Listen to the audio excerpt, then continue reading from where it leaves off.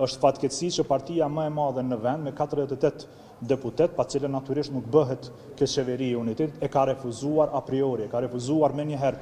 Gjatë kësaj jave do të publikojmë dhe një 15 pikësh të kësaj ose të agjendës të kësaj qeverie të unitetit. Me fjalë të tjera, këto 15 pikë do të ishin dhe 15 tema të kyçe me cilat do të merrej kjo qeveri e unitetit. Refuzimi i idesë për një qeveri të unitetit pa ofruar një zgjidhje tjetër, fatkeqësisht është insistim në vazhdimin e kësaj bllokade 48 orëshe.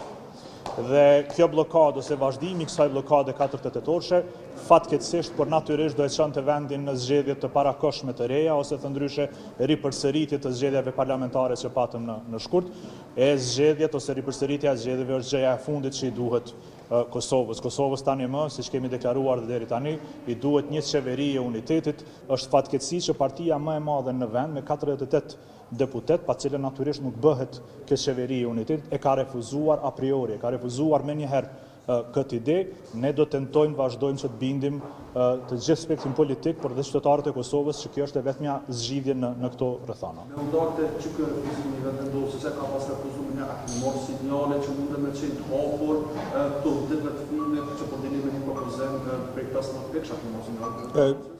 Tash nuk mund të flas për sinjale, për përgjigje nëse ka ndryshuar qëndrim apo jo, lëvizja vetëvendosi do duhej parashtruar atyre nëse do të keni mundësi, nëse do t'ju ofroj mundësinë që t'ju bëni pyetje, por unë mund të them që Liga Demokratike e Kosovës në këto rrethana politike, në këtë ngërç politik të shkaktuar nga partia e parë në vend, të cilës gjykata kushtetuese i ka dhënë të drejtën ekskluzive, por duhet të ceku këtu dhe përgjegjësinë, detyrën ekskluzive që të zgjedh, të emëroj dhe pastaj të zgjedh kryetarin e kuvendit. Kjo parti ka refuzuar deri tani.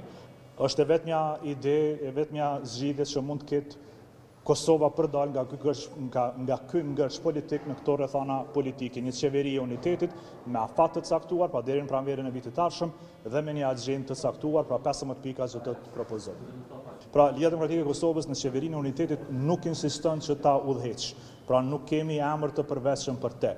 Por, natyra e saj, pra një qeveri e unitetit, insiston, na obligon që të gjejmë një figurë të unitetit, një figurë që na bashkon të gjithë spektrin politik për ta udhëhequr këtë qeveri. Pra, nuk po insistojmë që LDK-ja ta udhëheqte këtë qeveri, por po insistojmë që pjesëmarrja në atë qeveri të ishte proporcionale sipas ulseve që kemi në kuvend, pra sipas rezultatit zgjedhor parlamentar, dhe njëkohësisht atë qeveri ta udhëheqte një figurë që unifikon, që mund ta udhëheqë një qeveri të unitetit, pra të përbashkimit.